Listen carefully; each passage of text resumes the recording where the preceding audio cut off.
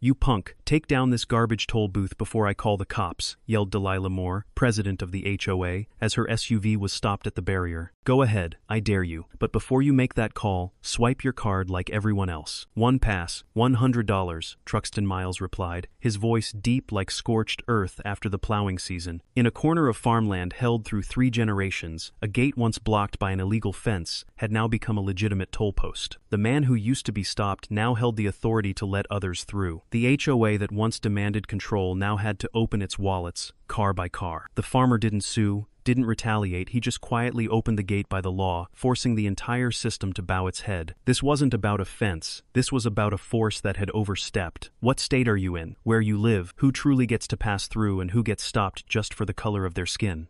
Truxton Miles set out before dawn, hauling 4 sacks of top-grade livestock feed, sweat already soaking through his back despite the lingering dark. His dust-caked trailer bounced along the familiar potholes of a road he had driven for 17 years. The dirt path stretched over half a mile, cutting into the edge of the new development zone, named by his father in 1952 when he hand-painted a Miles Farm Lane sign and nailed it to the old oak tree. But this morning, just as Truxton turned onto that road, he was forced to stop. Right in front of him stood a newly erected metal fence, blocking the way like a stubborn scar. A white sign fixed above it read, in bold red letters, "O Property, Private Access Only." A shiny red SUV sat parked just before the fence, almost offensively pristine in the dusty land. The door swung open. Delilah Moore stepped out, her heel driving into the dirt like it claimed the whole road beneath. She stood with her hip cocked, eyes locked on Truxton with open disdain. "This road's part of the neighborhood now. You want to reach your land, take a different route." Her voice was shrill but firm, each word delivered like a mandate already signed off by the state. Truxton said nothing. He simply pointed to the street sign behind the power pole, a weathered wooden board, hand-carved with the words, "Miles Farm Lane, Est, 1952. His father had built that sign, Truxton had repainted it, and the town had officially recognized it during zoning of the outer limits. Delilah followed his finger, then scoffed. "Old names mean nothing in a new development," she said,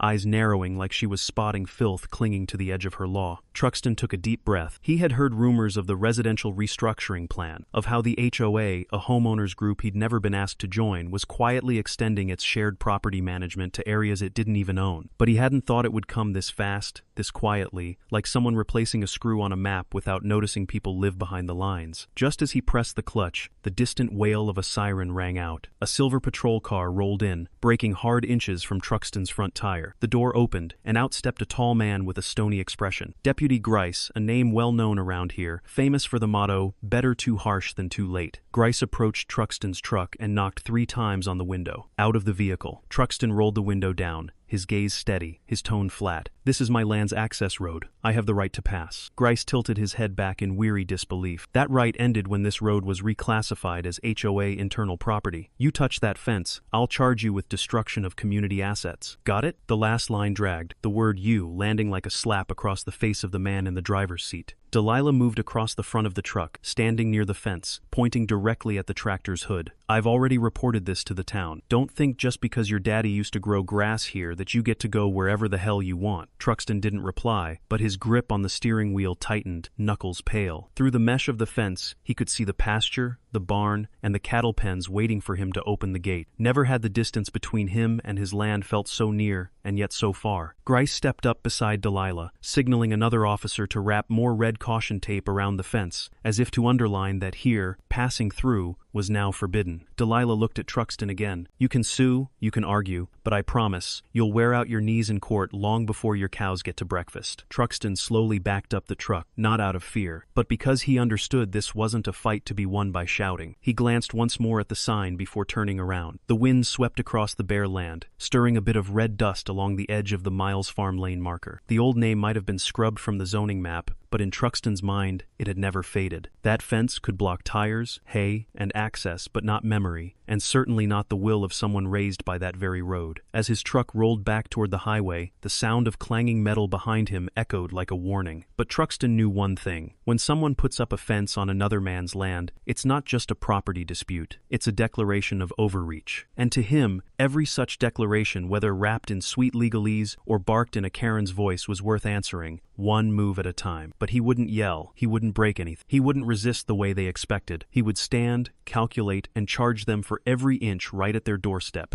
The story started with a fence, but it wouldn't end there, because the one being blocked today would be the one holding the key tomorrow. And that key wouldn't be used to ask for entry, it would be used to raise a gate that made those who once forced others to stop reach for their wallets. "All right," Truxton muttered to himself as the truck turned in the opposite direction. "If they like fences so much, I'll start charging for every damn gate."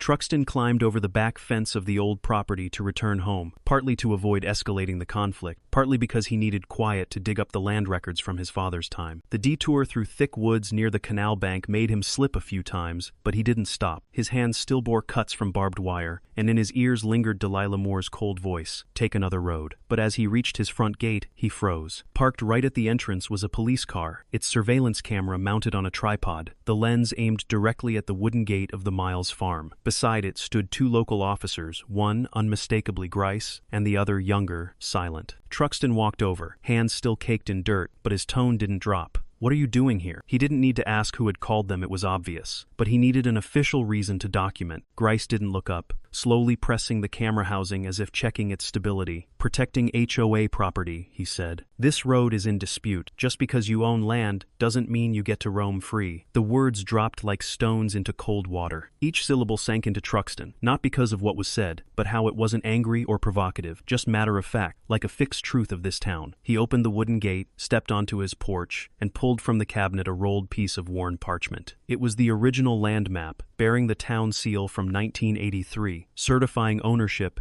and unrestricted access to the route called Miles Farm Lane. He returned, spread it across the hood of his truck, and pointed directly at the stretch now blocked by the fence. "This is the deed. This road runs through my legal property. State law clearly protects the right of passage."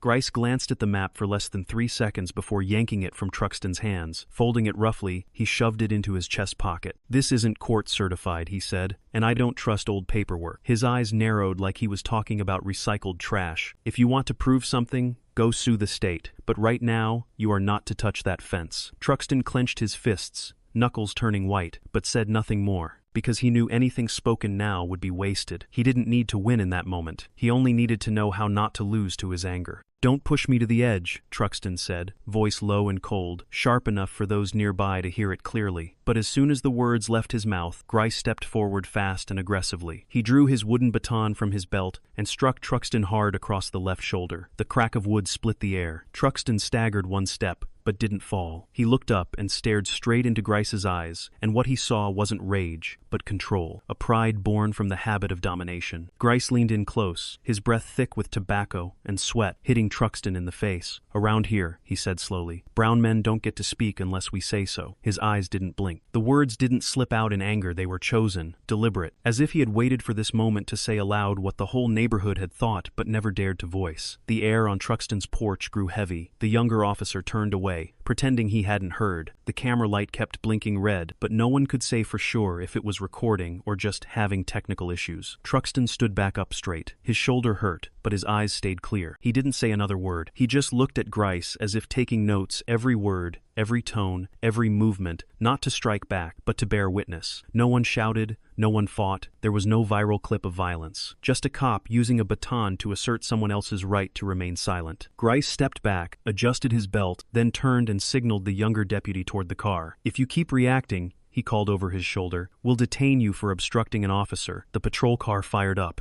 its tires digging deep grooves into the dirt at the gate. As the engine noise faded, Truxton remained where he stood. He didn't move. He didn't watch them leave. He simply exhaled, a long breath, then turned back inside, pulled a chair to the old wooden table, opened his worn-out laptop, and began typing line-by-line case numbers, file requests, a formal application to reconfirm the easement with the state. He wasn't in a rush, because he knew the man with the baton never thinks the one being hit will answer with the law. That night, while neighbors sat down to dinner and Delilah bragged about her new fence in the HOA group chat, Truxton sketched a new layout by hand, a wooden guard post, a turnstile gate, and an old wooden sign he had kept since his father's time, words never repainted. Miles Gate, entry by acknowledgement only. He wouldn't repeat their mistake enforcing by force. He would do something worse, make them pay to cross the very thing they built. And when his anger came due, it wouldn't need to scream, but it would move, step by step, toward justice.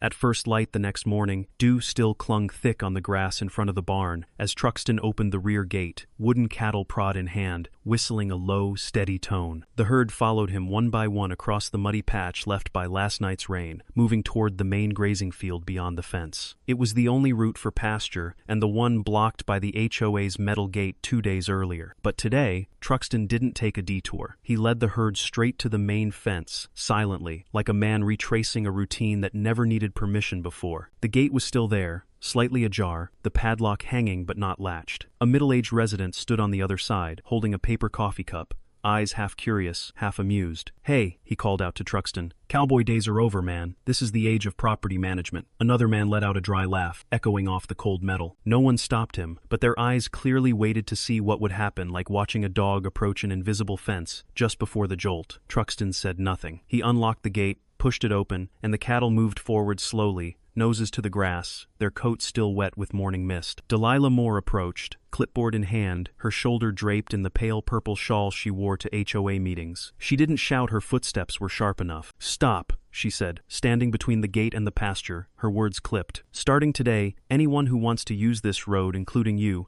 needs an HOA access card." She raised the clipboard and flipped to a page printed in bold. New Hoe Access Regulation, Section 12 Ampere. Below it was a new community roadmap, a red line running straight through the land Truxton stood on. He looked at the printout, then at her. "This is my grazing field," Delilah smirked, head tilting slightly. "You're just another colored cowboy. I don't see that listed on the parcel file." A few residents nearby shifted uneasily, but no one spoke. From her smile, it was clear this wasn't just about roads, it was about who gets to exist and who must explain why. Truxton didn't argue. He turned, signaled the cattle to split into 2 groups, then walked alone toward the old storage barn, where his father had once kept every document written in a fountain pen. The wooden room creaked, sunlight slipping through gaps in the corrugated roof. He climbed to the attic, where an old wooden trunk sat faded by time. Inside was the original land map of Miles' territory, aged parchment, but every inked line and symbol still crisp. He spread it across the floor, marked a line parallel to the new fence with a pencil. A small caption appeared below: "Recorded easement, 1954, private use, access through community line." It was what his father had always told him: never lose the map, because when words get twisted, documents still hold a straight line. Truxton traced the faded ink with his finger, then opened his laptop and set it beside an old case file pulled from the metal cabinet in the outer room. A dark brown folder, its cover marked with a town inspection seal from 1991. He flipped to the second-to-last page, where a clause had never needed attention until today. The embossed line read clearly: "Provisional Conversion Clause. Easement may qualify for private utility corridor under State Law 41.03b. Truxton underlined the clause in red, circled it, then powered up his old printer. The clattering echoed through the wooden room in the soft light of midday. Sheet by sheet, the printer fed out documents, map extracts, legal language outlining the conversion of the easement to a private utility easement under current state law. Each page was a step in preparation, a shovel into the foundation of a project the HOA couldn't fence off with iron. That afternoon, he stood in his yard, watching Delilah and a group of residents gathered for an HOA meeting on the porch of house number 8. Some whispered, some pointed toward his home, their faces tight. He didn't approach. Instead, he planted a wooden post by the roadside and hung a simple hand-painted sign: "Right of access established, Miles easement active since 1954. No threats, no provocation, just a reminder that before new rules existed, there had been an old road, and people who lived before the HOA was drawn into existence on zoning draft." That evening, Truxton called an old friend, Sylvia Chen, a real estate attorney based at a township office 30 miles away. "I don't want to sue," he said. "I just want them to stop fencing with the wrong law." Sylvia promised to review the file. Her voice was calm, not quick to promise, but she couldn't hide the simmering anger as he repeated what happened, especially Grice's words, and the clip caught clearly on the camera Truxton had mounted on the fence. That night, Truxton sat alone on the porch, looking out over scattered lights from homes in the new subdivision. Each had the same tile roof, pastel walls, and lawns, trimmed to regulation height. Everything was clean, well managed, but clean didn't mean fair. He knew now. This time, he wasn't just herding cattle through a fence. He was leading truth through layers of twisted rules, guiding it across land they thought they had claimed. And if they refused to open the gate, he'd make them pay the toll lawfully, transparently, one crossing at a time.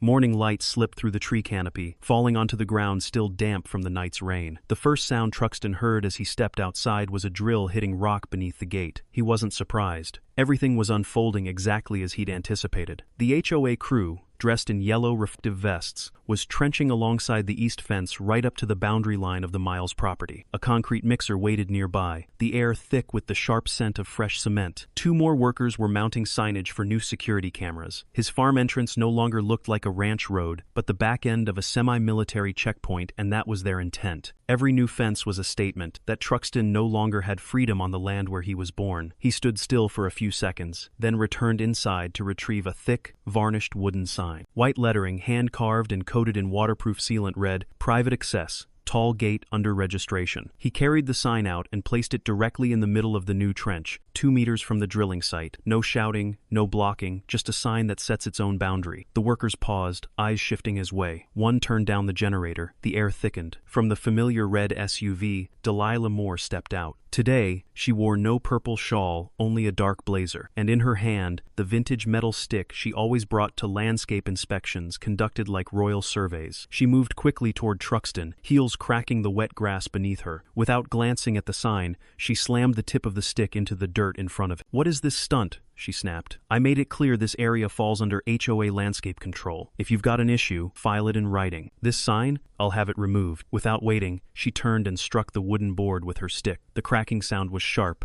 like the fracture of a misplaced decree. Truxton didn't step back. He bent down, picked up the sign, wiped the mud from its surface, and set it back in place. This time, he drove a steel stake into the ground to anchor it upright. As he stood, his eyes met Delilah's. His voice was low and cold, like metal before heat. "You're standing on land I own. And starting today, you'll pay for every step you take on it." Delilah froze, half a step back. His words weren't a threat, they were a notice. No raised tone, no emphasis, because the weight came from the quiet preparation she hadn't seen. Behind him, the second sign had just been mounted. Miles Farm Tall Gate, entry by payment only, $100 per vehicle. Beneath it, a small QR code linked to an official state page registering a personal toll gate legally permitted while under review. Everything was above board. And every step the HOA had taken from fence to concrete trench had accidentally helped establish the clear right of a single landowner to collect payment on property now being obstructed. Delilah snapped, then turned to the crew. "Keep working. Don't listen to this guy. This land is still under dispute." But no one moved. The man holding the drill lowered his head to avoid eye contact. The one logging measurements pulled out his phone and took a photo of the toll sign. Another whispered to a coworker, pointing at the QR code. Because they weren't judges, and they weren't police. They were workers, and they saw clearly that the boundary now wasn't the red line on a map,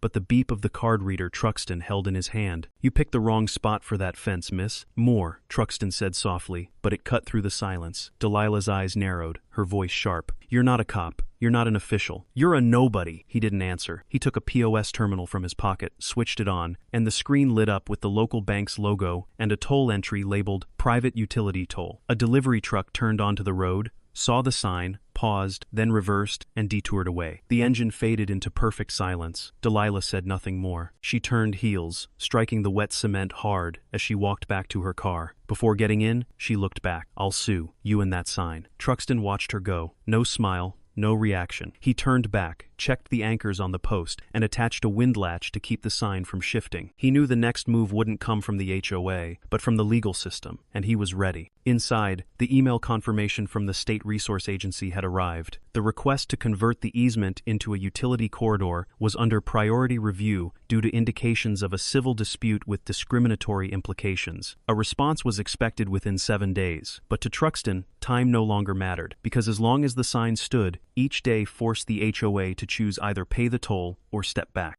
It rained lightly the night before, the ground soaked through, but by morning the sky cleared, and the sun rose early and cold. Right at the start of the road, once blocked by a metal fence, a small wooden toll booth had appeared sturdy and quiet, as if it had been there for years. The wood panels were carefully joined, the roof sheeted in brown metal, and a white sign bordered in blue hung on the front. Operated by Miles Toll Systems, STEAN 2024. Below the sign was a glass window, behind it a wooden desk, a POS machine, a ledger notebook, and a white ceramic coffee pot steaming gently. Truxton sat inside, arms folded, gazing out with the same calm he'd had the morning he led cattle through the fence, uninviting, unshaken, but steady. At 8:05, the familiar red SUV appeared again, pulled to the road's edge and braked hard, front wheels stopping just before the freshly painted white line. Delilah Moore stepped out, the car door slamming against the frame with a sharp squeal. She held a stack of folders in one hand, her eyes red with anger. She stormed toward the booth, shouting loud enough for the entire row of houses to hear. "I'm not paying you a cent, you hear me? This is extortion. It's fraud." She slammed her palm against the glass. Inside, Truxton didn't flinch. He opened the card reader, swiped his hand across the screen, then spoke down to a resident parking nearby. "Oh, a card number 1187, right?" The woman said nothing and read out her information. He held up the reader. A single beep confirmed it. The wooden barrier eased open. She nodded a quiet, "Thank you," and drove through. Delilah's eyes flared. She's not allowed to swipe.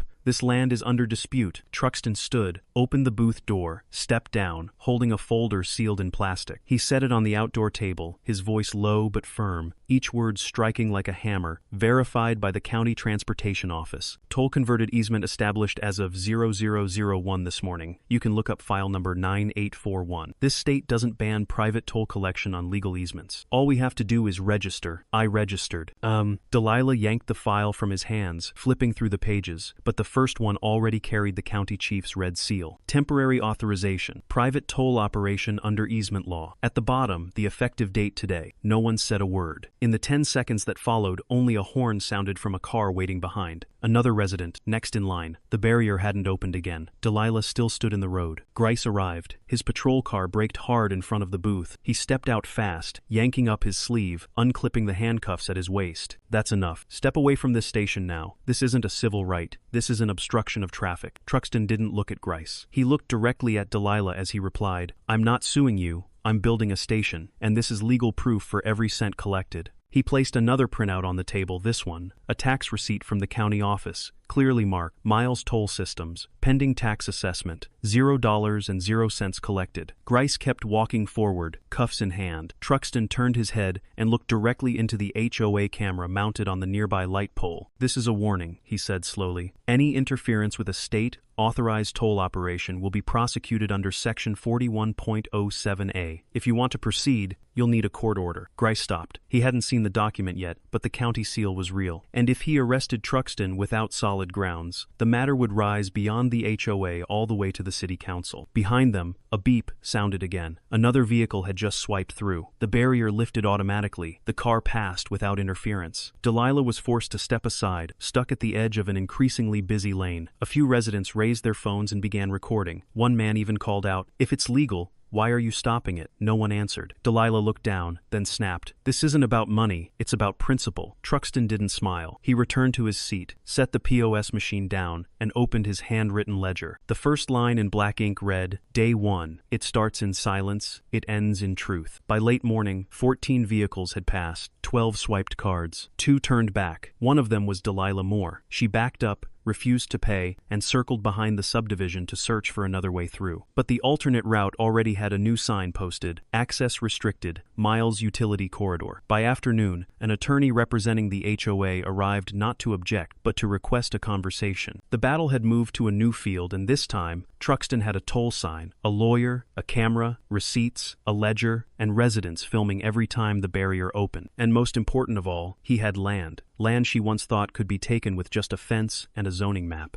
Somewhere else, at some point, a video had gone viral. It was under 14 seconds long, but within 3 hours of being uploaded, it had appeared on nearly every major social media platform. The opening frame showed Delilah Moore's face, eyes wide, hand raised as if ready to strike. Her voice hissed, "This trash machine doesn't get to decide who passes." Right before the card reader on Truxton's desk shattered under her blow. But what made the clip spread wasn't the act itself. It was the next frame, Truxton sitting calmly in the booth, unmoved, not getting up, only lifting his head slightly to say 8 even words. "The machine doesn't take force, only payment." That line became a trend instantly. Meme pages slapped the quote onto security camera stills, ATM screens, and even street signs. Within a single night, the hashtags number HoPayUp and number TollJustice climbed into the top 3 trending topics in the state. One mashup image went especially viral. On the left, Delilah mid-scream, hair wild, swinging her stick at the POS machine. On the right, Truxton motionless, eyes on the reader, expression unchanged, one hand holding a ledger, the other propping his chin. The caption below, "Karen yells, Cowboy swipes." It was reshared over 70,000 times in 24 hours. By the next morning,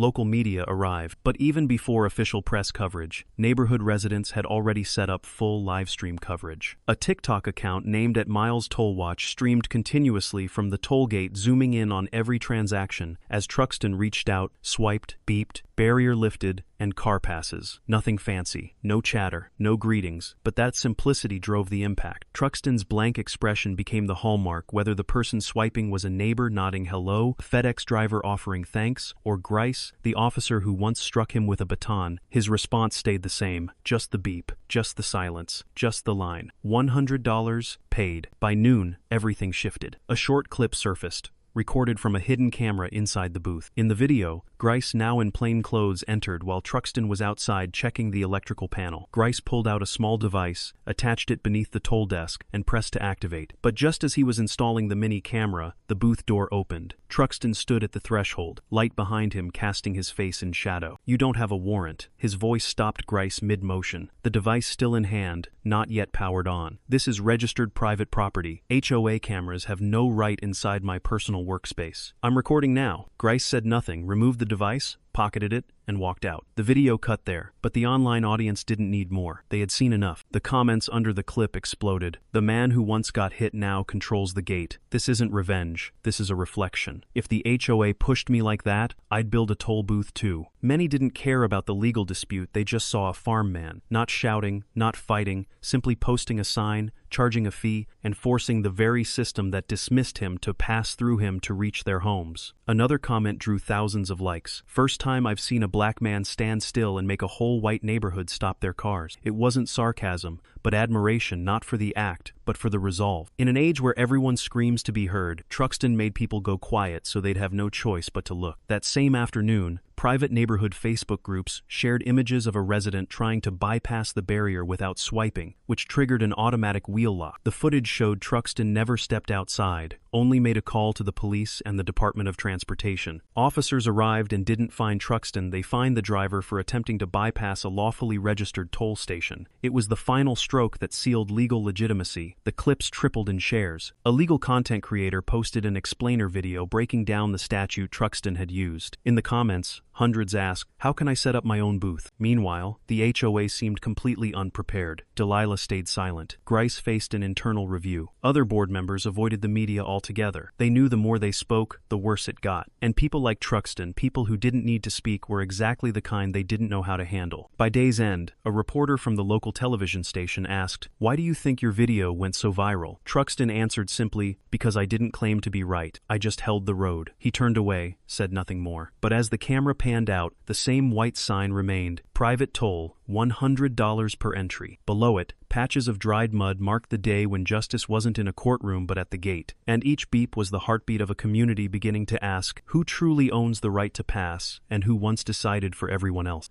The afternoon wind swept along the dirt road leading into Miles Farm Lane, kicking red dust into a thin layer across the late-season grass. Under the fading sunlight, Truxton's dark wooden booth stood motionless like a lone marker, not bitter, not reactive, just steady beeps marking each time a vehicle passed the barrier. No banners were hung, no protest slogans, no political messages. An entire power structure that once roared here was now reduced to a card swipe and the nearly blank nod of a brown man who said nothing. In the third week since the toll station began operation, a podcast titled The Civil Clause released a special episode, Miles Toll Road, when a cowboy used the law to stop the HOA. The host, a county-level attorney from Arizona, spoke in a voice flat and low, like a court transcript. For more than 40 minutes, he broke down how Truxton used land ownership and the easement clause to legally convert an old road into a toll access path. He didn't yell, he didn't sue. He just used the law and let the system get tangled in the very rope it once threw around someone else's neck. That quote became one of the most widely shared, spreading across Reddit threads, Facebook neighborhood groups, and TikTok. It completely shifted how the public saw this black farmer, not as a HOA troublemaker, but as a new symbol of lawful resistance. The podcast was downloaded over 500,000 times in its first 2 days. Set against a gentle acoustic background, the host didn't try to stir emotion. He simply read each clause in a voice as flat as tile. Section 41(03)(b) allows a landowner to charge tolls if a road passes through their property, is recorded as a legal easement, and remains unchanged under residential redevelopment, provided it is rewritten registered as a utility right-of-way. What sounded like dry legalese became the sharpest weapon because it came from someone who never needed to shout. And perhaps it was that silence that unsettled those who had once tried to shut Truxton down. Inside neighborhood groups, the tone shifted. Accusations that Truxton was exploiting a legal loophole faded into new questions. Why wasn't the community informed this could happen? A longtime resident named Merle posted in the private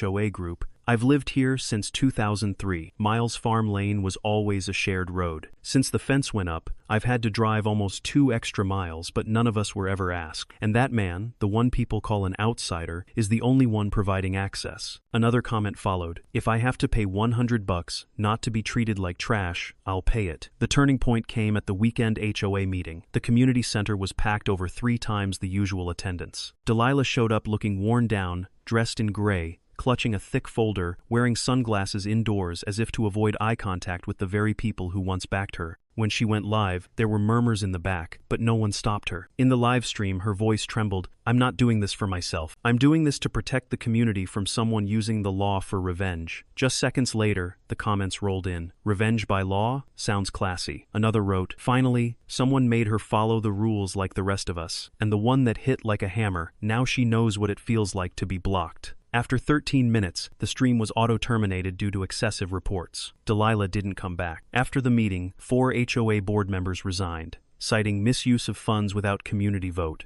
as the reason. And Truxton? He didn't show up. He didn't comment. He didn't respond. Each morning, he still sat in the booth logging every car, never looking at a single camera. A local television reporter came in person to request an interview, only to receive a headshake and the words, "This doesn't need more words." People started paying more attention to what he did than what he said because, in truth, he said nothing. One standout TikTok video showed Truxton swiping a card at sunset, expression flat, nodding gently with each beep. The caption read simply, "He didn't win with a shout, he won with a beep." The clip hit 3 million views in 4 days, set to everything from jazz to indie rock, cowboy westerns to lo-fi beats. The image of a brown man in an old shirt, sitting by a weathered window, quietly became a symbol of justice without justification. Some accounts began pairing clips of Truxton with testimonials from local residents. One video featured a 75-year-old woman saying, "I don't love the booth, but he's never turned away anyone polite. We're used to swiping now. It's faster than going around." A younger voice added, "I'm a student. This is the first time I've seen someone flip an entire HOA using nothing but their own bylaws." And in that small wooden frame, day after day, Truxton repeated the same process. Door opens, card in, beep,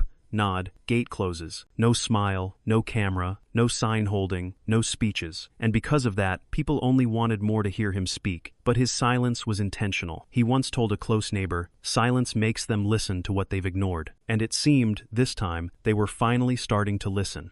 The early fall wind swept through rows of uniformly painted white houses, identical fences, flower beds trimmed the same, grass regulated not to exceed 3 inches. Everything in the HOA community. Delilah Moore oversaw carried the look of order polished by pressure. But beneath that surface, a quiet rupture was forming from words never allowed to be spoken. On Friday night, in a community group called Living Near Miles, an account named Lisa Marin, a former resident who lived there nearly a decade ago, posted a long message with a family photo. In 2016, we were forced to demolish our outdoor kitchen. They said it was not in line with landscape culture. But the house next door, the White family, had the same grill untouched. When I asked why, Delilah said, "Because they didn't have colorful chairs." The post spread faster than the clip about the barrier. In under 3 hours, it had over 8,000 shares, followed by dozens of similar stories. An Asian American man posted a photo of a fine for hanging red lanterns during the Lunar New Year. A Latinx family shared how they were told to remove a statue of the Virgin Mary from their garden because it was a belief not suited for a mixed community. A brown-skinned mother wrote about being fined weekly for keeping a water jug by her front door in the summer. Nearly all these citations bore Delilah Moore's signature, or were issued during her time as HOA president. A local reporter named Jamal Ford, writing for the Civil Rights and Community section of the River Post, started digging deeper. In a series titled The Toll That Reveals, Ford published data showing that over an 8-year span, 89% of HOA citations in Greenstone Gardens targeted minority families, mostly brown, Asian, or Latinx. Violations included reasons like inappropriate paint color, planting unlisted trees, or using items deemed aesthetic clutter terms, so vague no one knew where the line was. And that was the issue. The laws were public, but the enforcement was arbitrary, especially when used as a quiet tool for screening. A 2-minute audio clip surfaced days later, recorded by a former neighborhood security staff member. The voice in the clip clearly belonged to Officer Grice, along with the clinking of glass and background laughter. "You let too many Browns into this place. It'll turn into Southside in a few years. Think every house is worth 600 grand, then look up and see a porch strung with rainbow crap." Laughter followed, full and unbothered, like tasting something confirmed. The clip circulated in multiple formats, often paired with an image of Truxton sitting at the toll booth silent, calm under the caption, "They fenced the wrong man, and now they pay per car." The phrase per car became a symbol. Every time someone swiped through Miles Toll Road, someone else would comment, "One payment, one reminder." The River Post followed up with an analysis piece by a civil law expert, emphasizing that discrimination no longer lies only in words or direct actions, but in how laws are applied unevenly. When a system has the power to make the rules and the power to interpret them, the weak never stand a chance, unless they find a small crack to push the wind through. That line was widely quoted, especially in TikTok clips combining footage of Truxton swiping cards, former residents recounting discrimination, and a somber backing track, steady like footsteps pressing into brown earth, not rushed, not retreating. While social media boiled, Delilah disappeared. No live streams, no meetings, no public statements. A news article revealed she had retained an attorney from the eastern suburbs, one who specializes in civil rights and discrimination cases, but as of now, no lawsuits had been filed against Truxton because every action he took was legal, approved, and public. What frightened people like Delilah wasn't an accusation, it was the fact that they couldn't fight back with their usual weapon, silence that forces others to submit. And Truxton? He still sat in his booth each morning. Before the sun fully rose, he'd sweep dry leaves off the road. A resident filmed the moment and captioned it, "He clears the path for us literally and figuratively." Another comment read, "Someone should carve a wooden statue of him, place it next to the toll gate." But maybe it was that very lack of desire for recognition that made Truxton's image so irreplaceable. He didn't need to speak because others did it for him. When a story becomes a mirror of many people's pain, it stops being about just one man. And in a place once considered the model HOA, where every detail had been standardized to white expectations now, each beep from the toll scanner felt like a reset button on how the community saw itself. Maybe the law truly doesn't see color, but the way people enforce it has done exactly that for decades. And this time, it was a cowboy, a man who didn't yell, didn't sue, didn't storm the street, who made the entire system pause, look down, and quietly ask itself, who did we fence out?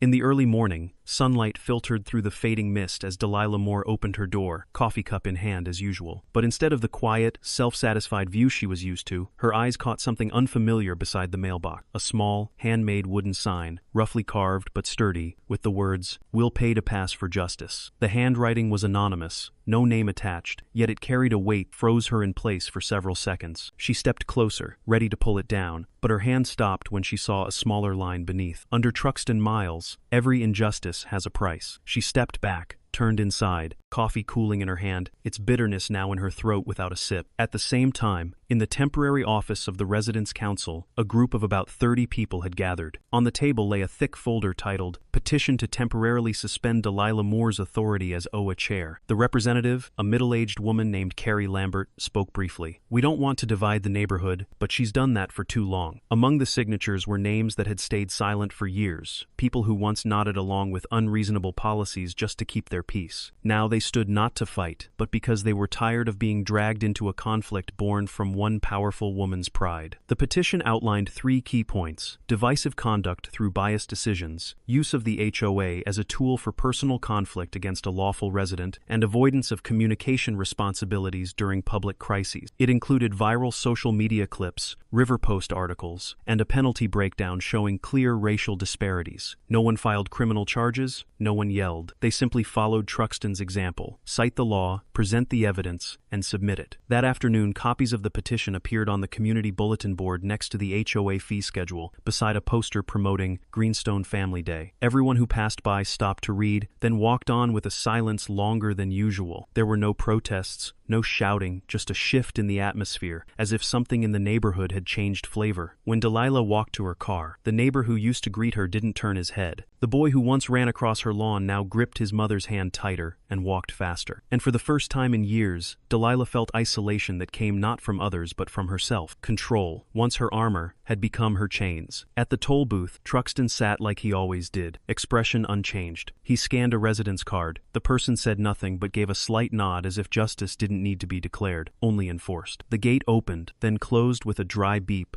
like a period at the end of an era governed by prejudice. And as dusk fell, the wooden sign outside Delilah's home still stood, glowing under the porch light. No one took it down, because this time, justice didn't need a microphone. It carved itself into wood, stood there, and waited for someone to pay. Reporters from local and national outlets poured into Greenstone, not out of curiosity about an unusual toll booth, but because they sensed something bigger unfolding, a shift in power rarely seen in the history of HOA governance. On a live broadcast, a short-haired female reporter stood beside a resident named Marlon Pierce, a black man who had lived in the neighborhood since 2001. He spoke with calm resolve. "I once had to tear down my mother's herb garden because they said mint ruined the landscape. I was never asked when they installed cameras, built fences, or redirected walkways. But now, at least when I tap my card at that gate, I know I'm paying to keep one basic right, the right to walk the road my father and I used to walk every day." The reporter nodded, visibly moved. A woman stepped into frame, raising a small sign. "Justice has a gate now, and we're all willing to pay." That same day,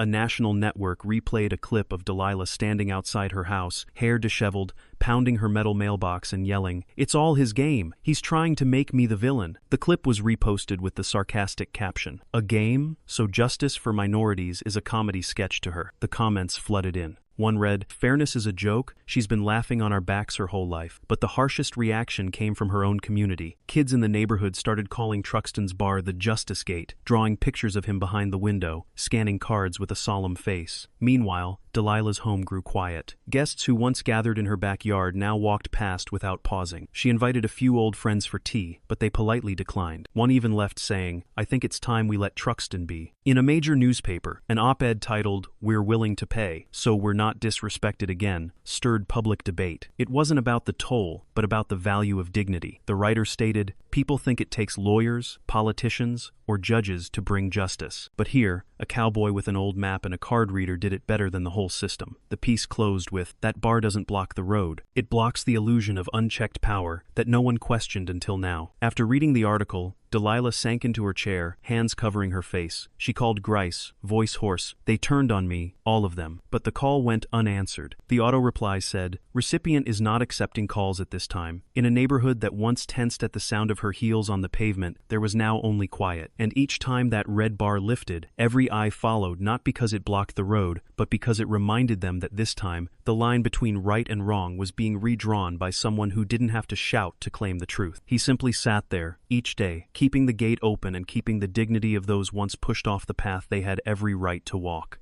News broke during a live-streamed press conference by the human rights group Liberty Path, sparking fresh outrage amid the ongoing showdown between Truxton and the HOA system. A report over 100 pages long, publicly presented to the press, listed a series of discriminatory decisions made by the Greenstone HOA over the past 5 years, including forced structure removals, denied construction permits, and revoked utility access, most targeting brown and non-white residents. Among them, Truxton Miles appeared twice, flagged for refusal to approve waterline extension due to technical concerns, despite attached engineering documents showing that the same pipeline was approved just months later for an adjacent property owned by a white resident. A journalist read the line aloud, then paused. If fairness is a valve, they shut it off just because of the hand that turned it.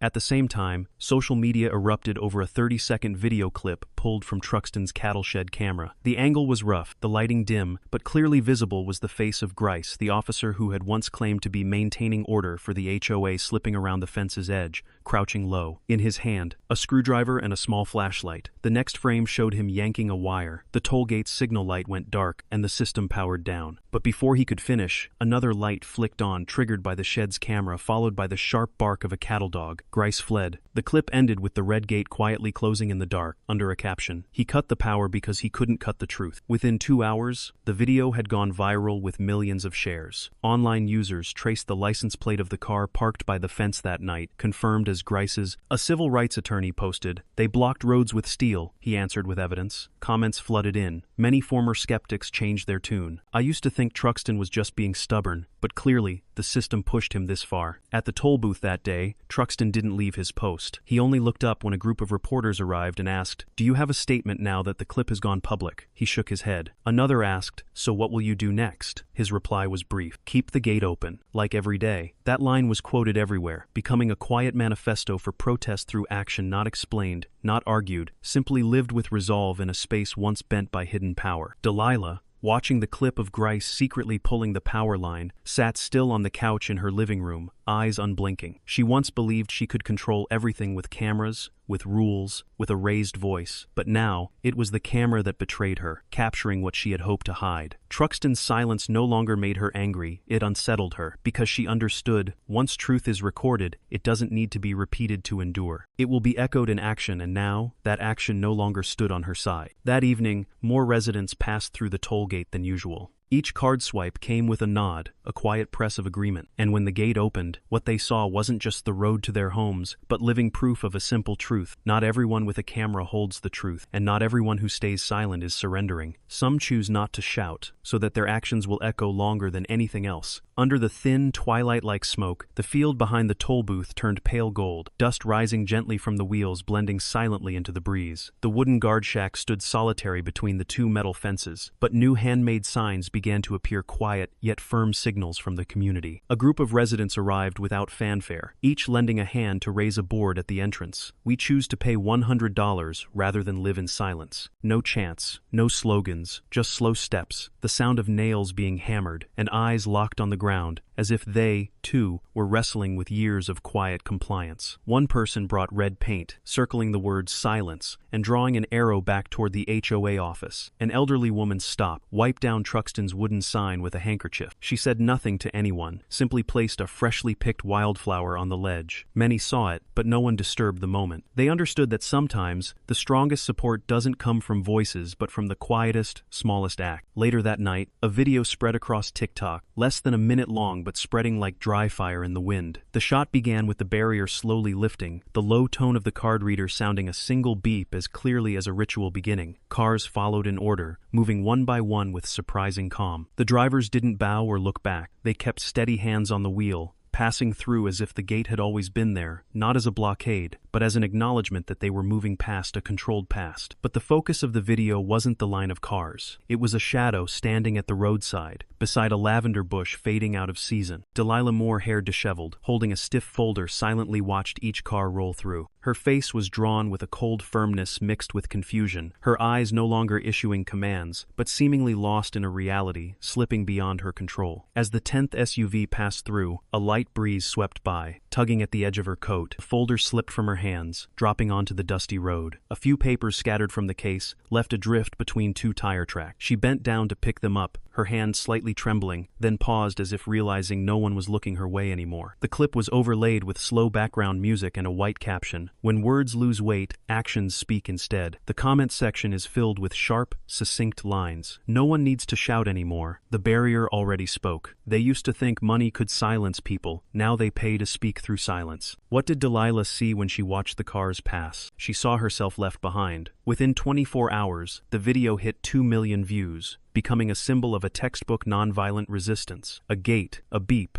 a truth no longer deniable. And the man behind the card reader still hadn't made a statement, but everyone understood the message he quietly upheld. Justice doesn't need to win in court to exist, it just needs a place to pass through. And now, that place is the red gate in the middle of Truxton Miles's farm.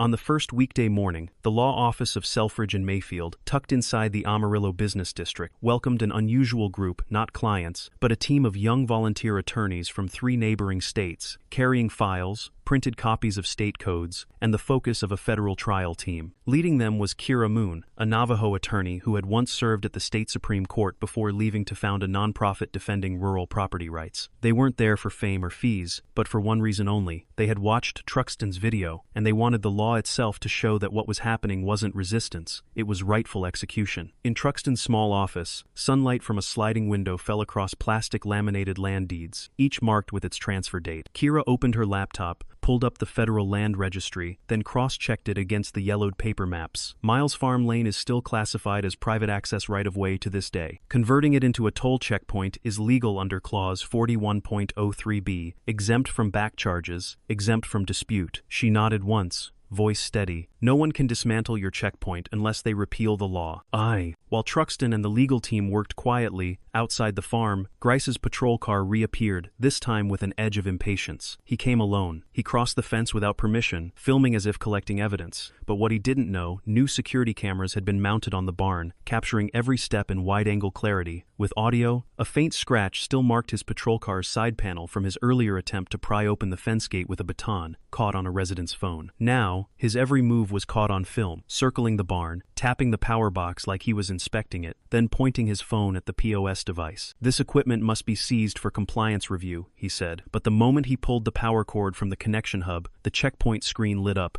Access recorded. Unauthorized interference logged. Every action was instantly backed up to an off-site server beyond state lines. The next day, a report from the sheriff's office was forwarded to Internal Affairs. Grice had entered Truxton's property 3 times in the past month, without a warrant, without logging an incident report, and critically, without a witness. This was no longer administrative conduct, it bordered on criminal trespass. What worsened Grice's file was a clip from his own department-issued body cam, his words captured clearly as he stood in someone else's yard. A cowboy playing lawyer now that's rich. What he saw as sarcasm now sat as evidence. In the internal review office, one officer shook his head as the video ended. He forgot that cameras don't get angry, don't take sides, they just record. And the law doesn't come with emotional adverbs. Outside, the toll station continued operating as usual. Every vehicle still triggered the steady beep, and the barrier lifted without delay. Truxton paid no mind to the investigation. He didn't go on air, didn't respond to the press, didn't write a statement. To him, only one thing mattered, that the barrier operated within the law, and that the truth was recorded by the very devices once used to control him. The wheel had turned, and now it was tightening. And the law, as Kira said, doesn't favor anyone, but it doesn't spare those who think they stand above it. That same afternoon, the Amarillo District Office of Community Oversight issued a formal notice to the HOA, requesting all records tied to neighborhood management decisions, including fence construction plans, funding sources, and meeting minutes authorizing the project. On Delilah Moore's desk, the notice was only 2 pages long, but the final red-marked sentence turned her pale. No legally registered documentation found in the electronic notary system from Q2 onward. That meant the fence she ordered stood on someone else's land, with no legal paperwork to protect it. An emergency meeting of the HOA leadership followed in tense silence, joined by an attorney from Austin. He flipped through each file, tossing stacks onto the table, and asked coldly, "When did you sign off on this? Was there a meeting? Was there a vote? Do you have a signed confirmation?" Every eye in the room turned to Delilah, but she couldn't speak. The afternoon teas she once called closing session, the times she stood at the gate declaring, "Everyone agrees," were now circling back, demanding proof. And the very system she used to exclude others was now asking her, "Where's your evidence?"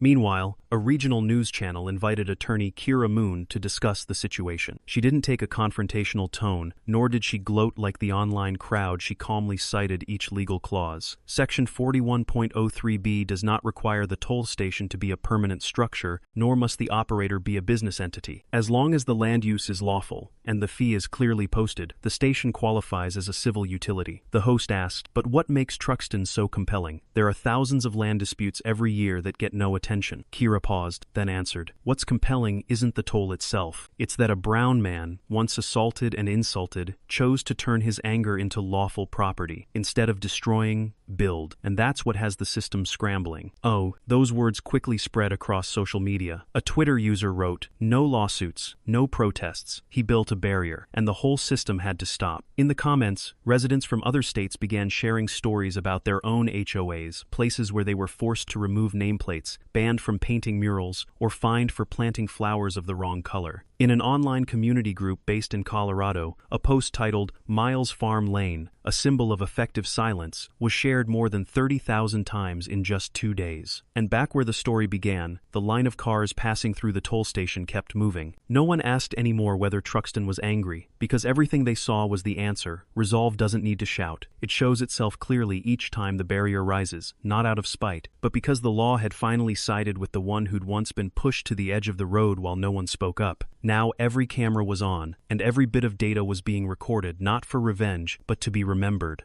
That morning's sunlight carried no warmth like the days before. It shone quietly, coldly, onto the notice board calling for financial disclosure. The Miles Gate toll station continued to run steadily, each beep from the card reader sounding like the steady heartbeat of the farm. One street over, the HOA's community hall broadcast an emergency message. The board officially declared an indefinite suspension of operations. A statement on the website and emails sent to every household read, in white letters on a red background, due to compounding legal issues and lack of transparency in record-keeping, the board must halt all operations until further notice. A wave of residents tapped read and exhaled. They didn't need a celebration. Seeing the long stretch of oppression come to a close was enough. Meanwhile, on the HOA homepage, Delilah still saw the notice displayed. She scrolled, then threw her phone onto the table, her face locked in anger but lacking force. She protested fiercely in internal forums, her hands trembling as she typed, "Mrs. Miles and his side have manipulated the system. We cannot let them determine this community's fate." But her words received only silence. No supportive comments, no words of comfort. They had once followed her through meeting after meeting. Now, they avoided her like a file marked with violations. Meanwhile, the Amarillo County Land Registry issued a public statement regarding the original map from the Miles family. The document, restored from 1,952nd archives and digitally certified, confirmed the permanent right-of-way listed as Miles Farm Lane, an easement upheld unless altered by state law. Attorney Kira Moon publicly announced the document during an interview. Land is not a political toy. It cannot be redrawn at the whim of a special interest group. The original easement was recorded with the county, and state law protects that right permanently. The update spread quickly across social media, and all eyes turned toward Truxton's farm as a symbol of justice. The red barrier kept lifting, recording each passing car, without a trace of resistance or dispute. Residents of Greenstone Gardens gradually removed makeshift signs and returned to life on their shared road. In that new atmosphere, the community seemed to grasp a simple truth. They didn't need a powerful HOA to manage every petty detail. They needed transparency and the fair enforcement of law. At the midweek market, neighbors who once hurled insults across the sidewalk now greeted Truxton with genuine smiles, telling him about the annual dues they no longer had to pay. Delilah sat alone in the former meeting room, light slanting across cabinets already sealed off. She had once taken pride in her position as steadfast chairwoman. Now only an empty chair remained.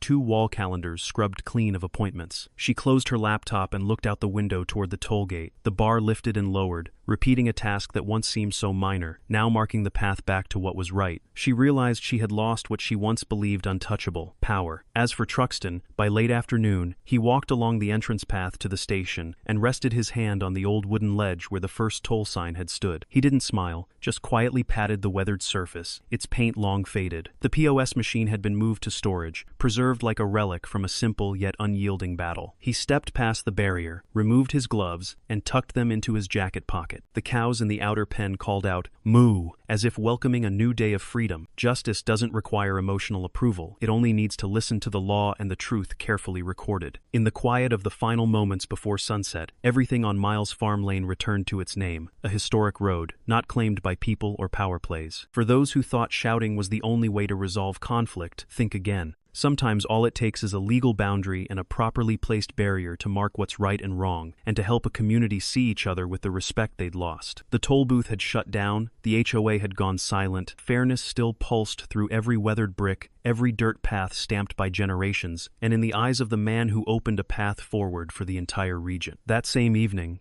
as the sun softened and early winds slipped through the leaves, Karen Thompson from across the street stood next to the worn-out swing she used to rock on after work. Her voice trembled as she spoke. "I used to think Mr. Miles was unbearable. Every time I saw him, he seemed stubborn, sometimes overbearing, just the clang of the barrier and those cold eyes staring through. But now, I realize how easy it was for me to accept what was wrong, so easy I didn't see the discrimination, the control my family and so many others lived under all this time." She spoke of cheerful weekend gatherings, of letting her kids play ball on the dirt road now firm with stone, and of how anyone who wanted water access had to file layers of paperwork with the HOA. The memories of a united neighborhood, of shared burdens, had faded into shadows, and each beep from the Miles Gate toll echoed like an unerasable reminder that the real loss didn't come from the barrier, but from the community's own neglect in the face of injustice. Her eyes held a mix of regret and admiration, as if she, too, wanted to apologize to the man who had fought through ridicule to defend the land his family once broke ground on. The next morning, Delilah Moore received a civil court summons, the envelope neatly labeled Moore vs. Miles Community Association, sharp as an arrow. She was being charged with unauthorized fencing, obstruction of public access, and significantly interfering with residents' right to move freely. Every line in the summons rang like a death knell for the power she once wielded so proudly, now forcing her to confront the legal system she thought she could outmaneuver. Every illegal meeting, every forged record, every camera placed without jurisdiction now neatly compiled in a case file, ready to be presented to the judge. Mrs. Delilah sat quietly in the small room at the HOA headquarters, hands trembling as she held the summons, the bolded letters outlining the violated statutes and potential penalties. Her eyes were red, thinking about the day she would have to stand in court, facing the neighbors she once regarded as subordinates. Outside the door, neighbors who used to bow their heads to request permission for simple holiday decorations now approached calmly, telling her she had broken their trust, that the trial was not just about her, but a chance for the entire community to restore faith in justice. When the summons became public, the final pieces of this long and winding story began to fall into place. Residents of Miles Farm Lane gathered under the old oak tree, once filled with the laughter of children, now strangely silent. They shared a quiet relief mixed with pride, knowing they had stood together to protect their collective right. One man held up his phone, recording the moment a patrol car escorted Delilah to court, her face cold, but without the confidence it once held. There was a flicker of reflection in everyone's eyes, as they realized true power doesn't lie in titles or raised voices, but in the courage to confront injustice and prove that justice cannot be fooled. Miles Farm Lane returned to its rightful name, a shared road for the whole community, no longer blocked by barriers, with only the remnants of the Miles Gate toll station standing like a living museum of a legal battle that drew no blood but shattered walls of discrimination. Every footstep across it now carried a story of awakening, of memories from those who once overlooked the wrongs, and of a long journey to bring justice back to where it belonged.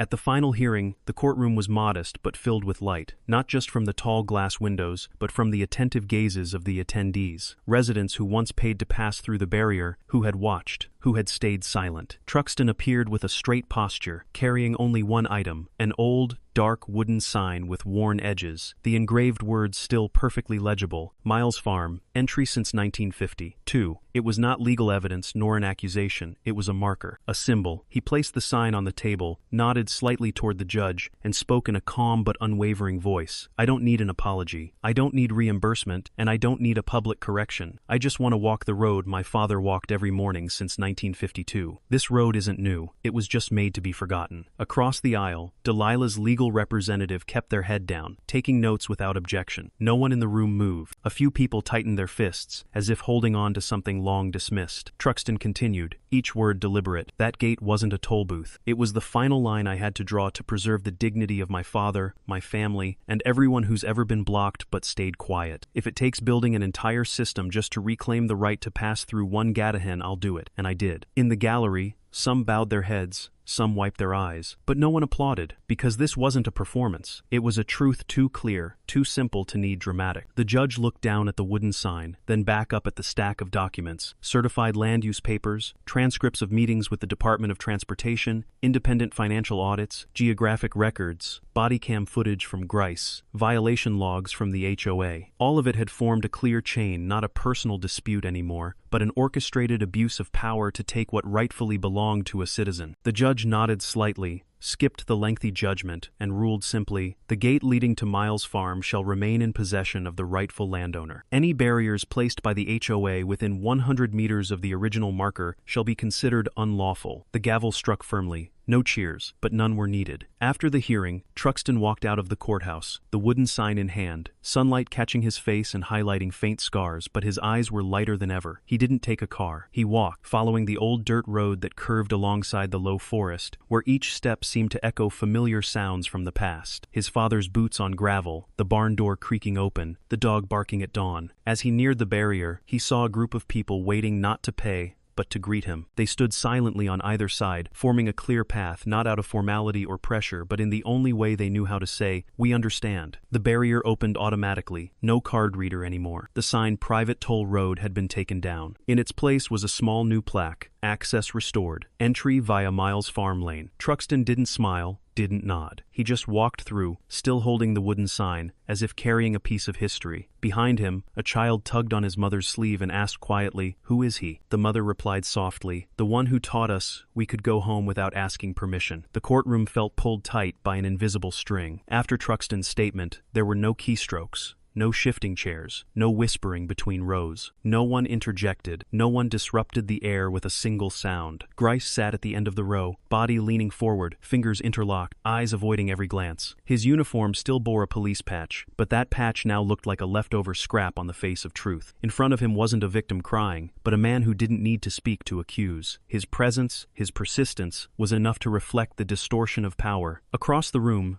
Delilah sat upright with her eyes closed, not because of light, but because she had lost control of the one thing she once commanded, the gaze of the crowd. For years, every time she raised her hand to give orders, people turned to look. But today, in this room, no one looked her way. They didn't turn away in fear, but because her image simply no longer mattered. The judge set her pen down after reviewing a short portion of the findings. Her voice was clear, not loud, but firm, leaving no room for emotion, no room for doubt. Based on verified evidence, land registry records, the ruling of the Department of Transportation, and the independent investigation into unauthorized barrier construction, this court declares, the gate leading into Miles Farm is under the legal authority of Mr. Truxton Miles. Any barriers, prohibitive signage, or other access restrictions installed by the HOA in this area are deemed invalid and must be removed within 10 working days from the date this ruling takes effect. A long silence followed, as if the words needed more time to settle into every fracture of what was once called community order. From the corner of the room,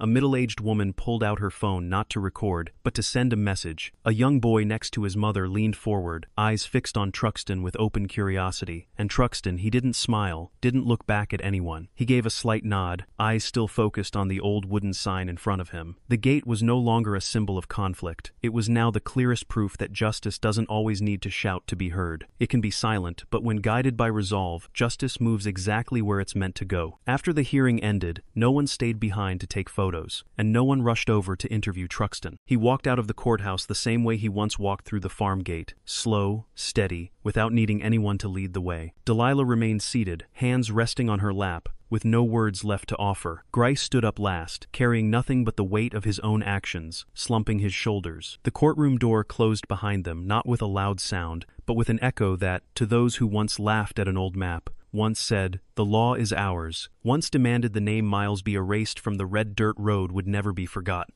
The red dirt road leading into Miles Farm was no longer cloaked in dust. The SUV tires that once slammed to a stop at the gate now rolled through slowly, no longer blocked, no longer urged by honking. One afternoon, as the sun softened behind the western hills, a boy in a yellow shirt walked past the gate with his mother, eyes fixed on the sign above the guard shack. He stopped, tugged her sleeve, and asked, "Is Mr. Miles a cop, Mom?" The woman looked up at the wooden sign, still bearing the words, Miles Toll Systems, then down at him, and answered slowly, "Number. He just knows how to hold on to his land the right way." The boy said nothing else, but his eyes stayed on the man changing a water pipe near the barn, as if he'd just learned about a new kind of justice, one without badges or force, only a clear line and the will to protect it. The wooden gate, once called a tool of division, still stood. Below it, someone had added a chalk line, "Free if you know right from wrong." No one knew who wrote it, but no one erased it. An old man who once opposed the toll stopped his car, stepped out, looked at the message, gave a small laugh, then nodded before driving on. The gate didn't just open for cars anymore, it opened something else, something long closed among neighbors who'd lived side by side like strangers. Truxton hadn't changed how he lived. He still led the cattle to the creek at sunrise, still stacked hay bales by hand, still made no speech, and never posted online. But his presence, in all its silence and steadiness, forced the whole community to reckon with itself. Kids asked about him with admiration. Adults nodded, even if not all of them could admit they'd been wrong. Some people passed the gate and quietly left fruit,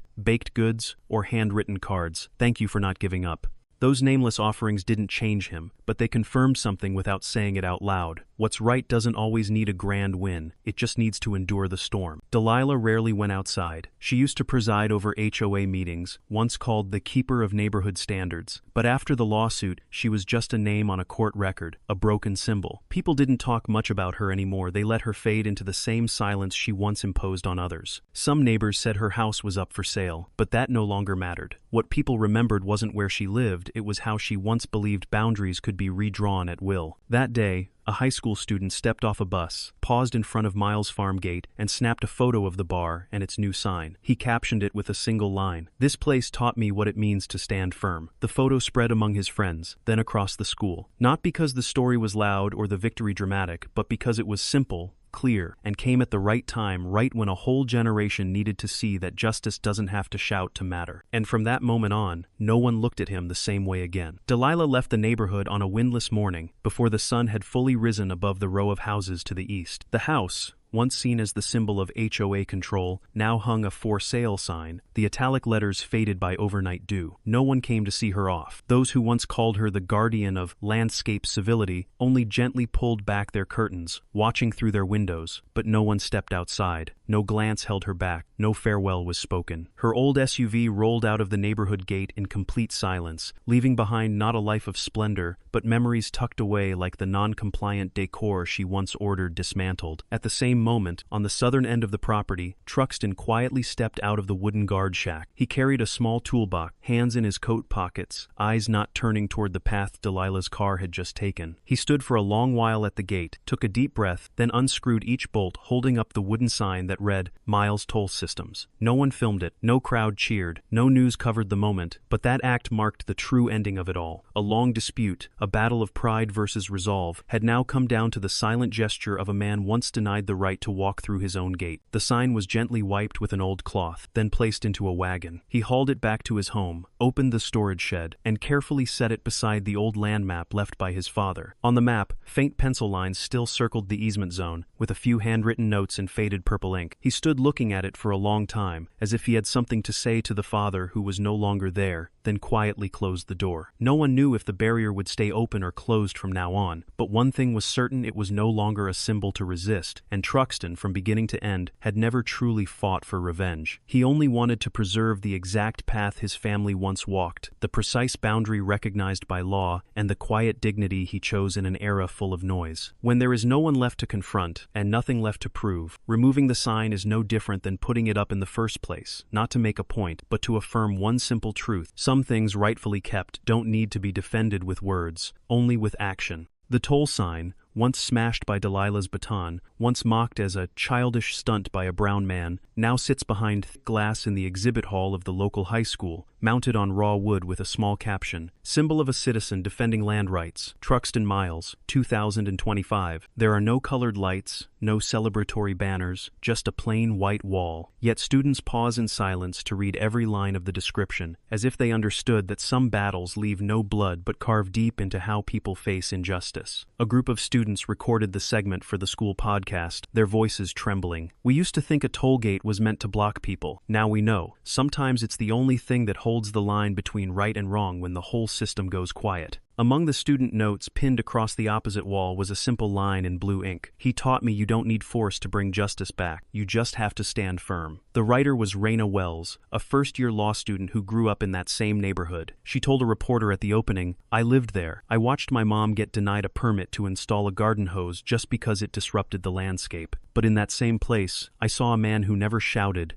never struck back, who just built a gate, scanned cards, and quietly cleared a path for the truth to come through." The original toll sign is chipped at one corner, with a small black burn mark from when Delilah tried to destroy it. But that's exactly why the school board unanimously agreed to display it as is, without restoration. As the principal said during the opening ceremony, "We don't need something polished to make a lesson. The truth is enough." Below the sign is a QR code linking to the legal case files between Truxton and the HOA, along with public documents on easement rights, as a way to remind the next generation that sometimes all it takes to stand on the right side is to know the rules and not back down. One afternoon during the week, Truxton stopped by the exhibit. He didn't announce it, didn't speak, didn't appear on the guest list. He simply stood in the corner, hands clasped behind his back, eyes fixed on the sign for a long time. A student stepped closer and asked, "Do you regret having to put it up?" He replied softly, without turning his head, "Number, because thanks to it, I didn't have to use anything else." The boy nodded, said nothing more, then stepped back. The room returned to stillness, just like how it all began, with a misplaced obstruction and a single act of resolve timed just right. As Truxton left the exhibit, no one took photos, no one crowded him for autographs, but through the glass, students kept arriving, reading, taking notes. nodding. A symbol without a badge, without a title, without a stage. A toll booth not built to collect money, but to preserve what justice sometimes overlooks: memory, truth, and the right to walk through one's own gate. The article published immediately after the exhibit's opening carried a bold headline. Truxton Miles's toll booth was the quietest toll station in the state, but the loudest in history. In the in-depth analysis, the author emphasized not just the remarkable silence of the booth's owner, but the far-reaching impact created by what seemed like a simple act. The piece detailed how a wooden barrier, a card reader, and a sign reading "Miles Farm, entry since 1952, forced the entire HOA system to back down, dismantle its fence, and open access for more than 1,000 residents. The statistics quoted were not about revenue earned, but about the number of days the HOA was suspended, the lawsuits that had to be dropped, and most notably, the number of times the gate opened, every beep marking a moment justice was upheld. The closing line read, "When history speaks of how citizens reclaimed their rights, they'll remember that quiet place." Those words were enough to make any reader pause, even briefly, to understand that justice sometimes arrives not through shouting, but through unwavering persistence without a name. While public attention remained high, Truxton agreed to a rare interview for the program Voices of the Plain. The camera was placed at a distance, capturing his slender figure standing beside the map archive left by his father, the torn corner of the paper map, faded handwritten notes, the toll sign resting next to an old wagon. The host asked, "What do you think when you hear that beep sound?" He answered simply, his voice steady and convincing, "I never wanted to be a hero. I just refused to be pushed back." The words cut through the silence of the studio, forcing millions of viewers to pause. It wasn't arrogance, but a clear declaration of resolve. When basic rights are suppressed, silence is not surrender, it's preparation. Each beep was a statement, not avoiding, not giving up,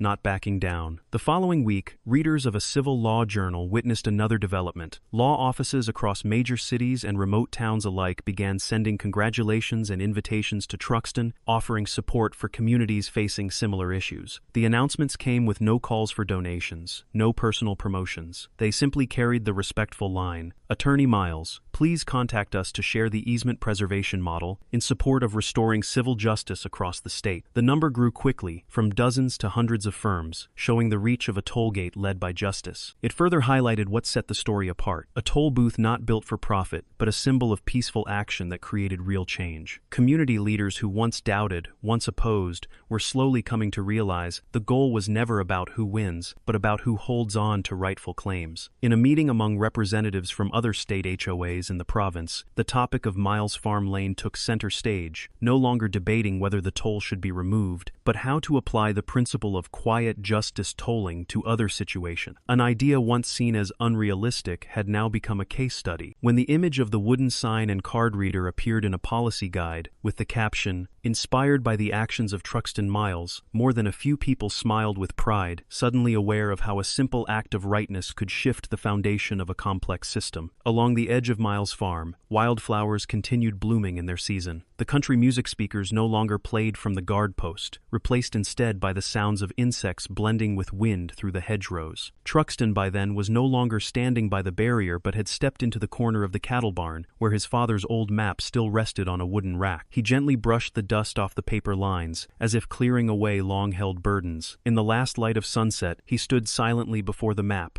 sunlight from the window reviving the faded handwriting, "Entry since 1952." It was not just a historic slogan, but a vow for the future. When someone knows a road rightfully belongs to them, no matter what happens, they will never need to step back. And in a time of upheaval, some things still echo forever, even in silence. The legal campaign, launched by a group of state-level delegates, spread like a fresh wind over golden rice fields, quickly gaining support from both lawmakers and citizens who had grown weary of the baseless rules imposed by homeowners associations, HOAs. They proposed raising legal thresholds to tighten HOA authority, clearly stating that only provisions approved by public vote could be enforced, while prioritizing protection of traditional land ownership established in cadastral records dating back to 1952. The lead attorney behind this campaign had witnessed hundreds of families fined or stripped of shared space access by HOAs, simply for lacking proper paperwork or for daring to place a flower pot on their porch. The proposal called for all state and local courts to treat temporary toll stations or any obstruction placed over a legal easement as violations of land ownership to be dismantled within 30 days of the law taking effect. The delegation even brought the land use map of Miles Farm to the State House, spreading it out like a treasure chart, a verified blueprint of how a private easement had been been lawfully converted into a toll gate, once a rare case, now set to become the legal standard to protect landowners regardless of social class. In closed-door meetings along the Capitol hallways, politicians from both parties showed unusual consensus. A veteran senator remarked that while he had seen many bills, rarely had one begun with a toll gate in the middle of a field, whose power lay not in the money collected but in the alarm it sounded about how easily power is abused. A young representative pointed out, "This campaign isn't just about protecting Truxton Miles. It protects everyone's rights, the right to walk, to build, to paint on your own wall, anything that doesn't threaten safety or zoning but has been suppressed by HOA overreach." They even displayed an image of Truxton holding his father's old map on the digital board, as a reminder that tradition, persistence, and integrity are the strongest foundations of all. News of the campaign spread across the state, causing HOAs to panic and begin reviewing their own rules in search of ways to comply with the upcoming law. At public forums, residents began asking questions. Why were HOA bylaws never put on a democratic ballot? Why are decisions about demolitions and penalties made without asking us? These conversations were no longer just about the convenience of a gated community versus individual freedom, but had evolved into broad debates about the meaning of community itself, about legal foundations and moral governance. A wave of feature stories in newspapers, television broadcasts, and online channels analyzed the proposed law, highlighting the victory of Truxton Miles, a man who never asked to be a hero but unintentionally became a symbol. When the political spotlight dimmed and the wave of public discourse settled, Truxton received a formal letter from the state legislative drafting committee, inviting him to serve as a special advisor due to his first-hand experience and landmark legal case. The letter was elegantly written on fine paper, sealed with an official stamp, expressing admiration and a sincere wish to hear his personal perspective. But Truxton had never sought power or recognition. He replied through the campaign secretary, "I choose to stay with the cattle, with the land my father kept, where I feel at home. But if anyone needs the map, I'll share it. As for the barbed wire of the law, please take it down. I'll make sure the road stays open." That refusal didn't lessen his value in the eyes of the campaigners. Instead, it solidified his image as a humble but resolute farmer who had taught society that you don't need authority to change the rules. The State's Tribune analyzed that Truxton's influence didn't come from any official title, but from the way he forced the law to confront its own gaps. An editorial emphasized, "From Miles Farm to the Capitol, that path shows the power of civil justice. When people understand the law, they make it a shield, not a privilege reserved for power." Residents of Miles Farm Lane, young and old, once silent behind the bar, now occasionally gathered to remember the day the toll gate appeared, the arguments it sparked, the old map, and the wooden sign. They held small picnics along the reclaimed road, sharing the story like an heirloom, a living lesson for the next generation. Sometimes a boy who just learned about history in school would smile and say, "I'll tell my friends about Mr. Miles, that he didn't do anything flashy, he just never backed down from what was right." Whether the bill would pass remained up to the final votes. But one thing was certain. No matter the outcome, the name Truxton Miles had already been etched into the community's memory as proof that everyone has a fence to break the invisible barriers between people, the rules not rooted in justice, and the assumptions about power that society once quietly accepted. When the law is properly placed, no one stands outside the system. And when that black farmer quietly took down the barrier, he redrew the line between right and wrong for an entire state, sending a message that justice isn't distant, it's the right of anyone brave enough to stand and protect what's worth keeping. One afternoon, with the sun fading and tree shadows stretching across the dirt road leading to Miles Farm, a middle-aged white man slowly knocked on Truxton's old wooden gatehouse. He bowed slightly, his voice low. "I used to laugh in your face, thought you were foolish for setting up a toll gate in the middle of nowhere. But one day I saw you again and realized I was wrong. I'm here now to learn how to stand the way you did, unshaken, no matter what people said." Truxton didn't reply right away. He poured water from a wooden kettle into a ceramic cup, droplets tapping gently against porcelain, then looked the stranger in the eye and gave a quiet nod. The natural setting of the gatehouse now carried the quiet weight of an intimate meeting room, filled only with the sound of wind slipping through the cracks in the wooden planks and the idle chirping of late-day birds. Truxton placed the cup on the table, his voice steady. "Standing firm isn't hard, just don't move when you know you're right." He turned back silently to the old map. The land that had held him, shielded him through countless storms, now seemed to breathe with him. The white man took a long breath, his eyes blinking a few times before he said, "Thank you." He looked around. The barrier now bore a new sign, the small boards reading, "Free." if you know right from wrong, and the dirt road had come alive with the quiet sounds of justice etched into action. Truxton gave a rare smile, then returned to his usual spot, as if to let the newcomer learn the rules of the place on his own. The visit ended as darkness began to fall, the warm yellow glow of the oil lamp casting light on the grainy wooden knots. The stranger felt something shift inside, not a sense of conquest or triumph, but a realization that fairness is sometimes defended by quiet persistence. He said goodbye, repeating once more, "Show me that road, and I'll walk it with you if needed." Truxton nodded, then turned and walked toward the door, his silhouette outlined against the last golden light of day, a living reminder of a simple but profound truth. When you know what's right and commit to it, every obstacle becomes a lesson, not a wall. The man paused at the open gate, looked once more at the weathered wooden sign, then moved forward sure steps, steady pace. In that moment, no one saw Truxton as the only one who had stood firm. The whole community found themselves in his quiet words, "Don't move when you know you're right."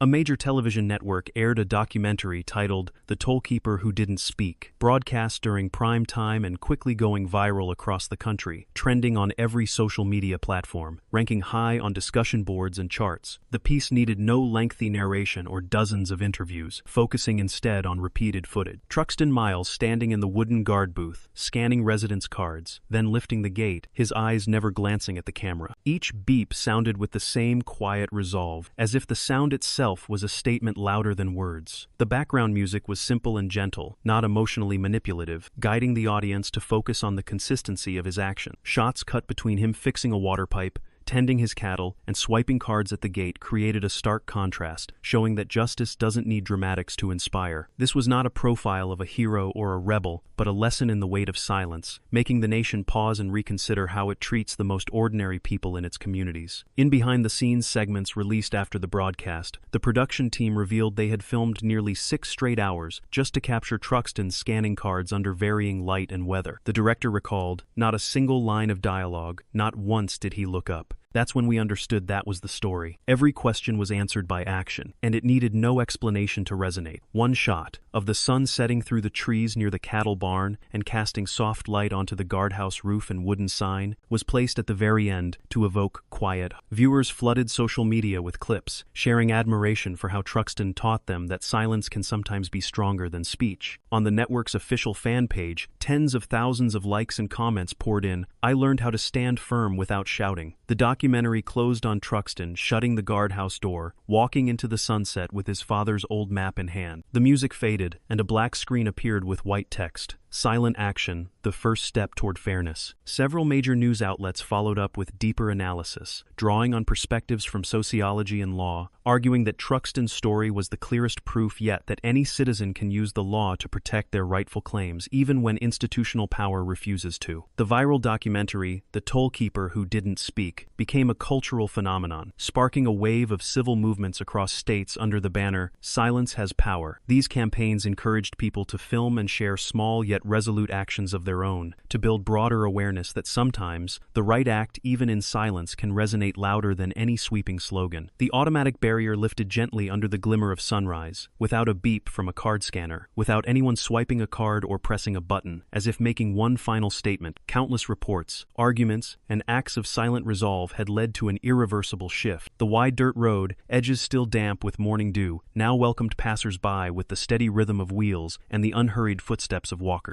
The wooden guard booth, where Truxton once scanned cards every morning, now stood empty, holding only a framed old map under the roof. The faded ink still reading, "Miles Farm Lane, entry since 1952. Sunlight filtered through a crack in the wooden planks, casting light onto the map as if affirming that history and justice endure side by side. Birds sang through the quiet air, rustling leaves carried on the breeze, amplifying the calm of a new beginning, as a once divided community found peace in crossing grassy paths and riverside lanes, free from card checks or paperwork. Residents walked the road with easy smiles, exchanging glances as if they'd come through something larger than a dirt trail across open fields. Children ran freely, holding hands as they passed through the gate, never knowing there was once a time their parents and grandparents had to stop. digging for a card in a back pocket. Elderly couples strolled hand in hand, trading stories about how that gate once cut them off from neighbors and now had become a symbol of reconnection. The scent of freshly cut grass and damp earth hung in the air, a reminder that after storms, the ground is always ready to welcome new light. The parking area near the front of the farm held a few produce trucks and the old motorbike of a local carpenter, each rolling in without a single honk or engine sputter. The barrier gate, once marked by the controversial private toll road sign, now stood as two carved wooden posts, remnants of a story far greater than any toll fee abandoned yet preserved, a monument to what ordinary citizens chose to protect. At the center of the scene was a straight road, free of any barriers, leading to the pasture where Truxton's cattle first stepped out from their days as calves, tied to countless childhood memories, now freely crossing toward the source of crystal-clear water. Those who had once signed petitions looked at each other, smiling quietly, reminding one another that Truxton's silence spoke louder than any accusation, leading the state law and now new enforcement regulations to formally recognize the value of easement and traditional land right. The remnants of that battle, papers, transcripts, audio recordings, now sat neatly archived in legal storage, no longer stirring resentment but regarded as historical lessons to be preserved, like the small exhibit at the local high school, teaching the next generation that ordinary citizens can reshape entire systems when they understand the law and hold firm to what they believe. The water station's broadcast speaker nearby delivered a soft announcement about this week's irrigation schedule, as if affirming that life continues, steadily, and the glory of the struggle needs no spotlight. In the end, the warm voice of the narrator came through in the closing voiceover of the documentary. Some people never need to speak because every action they take speaks louder than the entire system. Those words echoed across the quiet of morning light, redefining justice not as something that needs grand sound, but as something carried through right action, steady conviction, and refusal to back down under pressure.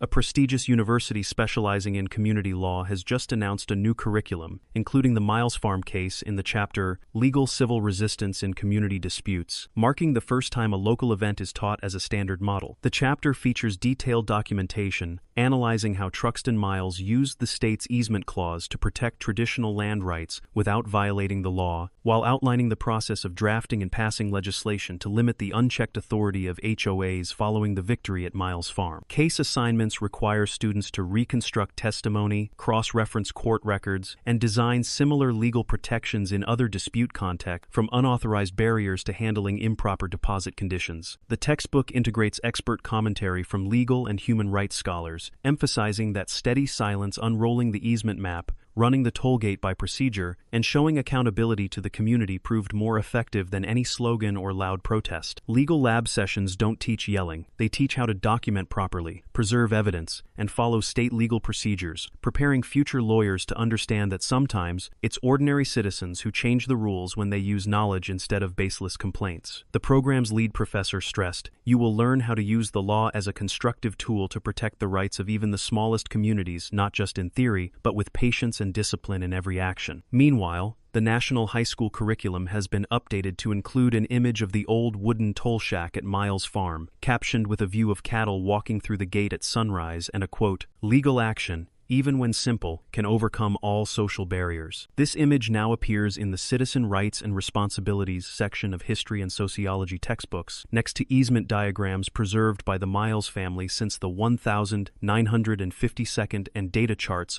on arbitrary HOA enforcement. Teachers are instructed to use this page as a case illustration for lessons on property rights, freedom of movement, and transparency in residential governance. Students who see the gate now opening automatically, with no card swipe required, often pause to reflect, making the lesson not just informative but a prompt to think about personal responsibility in the face of injustice. The curriculum encourages students to explore multiple perspectives, asking, "If you were Truxton, how would you respond when the gate to your home is suddenly locked?" They then discuss ways to protect their own rights or support their community when the law hasn't caught up, developing independent learning skills, respect for the law, and an understanding that even the smallest act, done right, can spark widespread change. The introduction of practical assignments, case studies, and the toll booth image into curricula from high school to university signals that the lessons of traditional land ownership, the legal analysis of easements, and the art of lawful civil resistance are no longer hidden within professional circles. They have become essential parts of public education. It serves as a reminder that anyone, whether a student, a lawyer, or a small ranch owner, can be a guardian of justice when acting from from knowledge and resolve, not through loud calls to arms, but through steady actions marked clearly on the map of history. When the toll gate was retired, the Miles family's map hung in a legal lab, and the booth appeared in textbooks, it became clear that classrooms could indeed teach every citizen how to protect their rights, a powerful lesson no HOA ever had the authority to deliver. People began asking everywhere,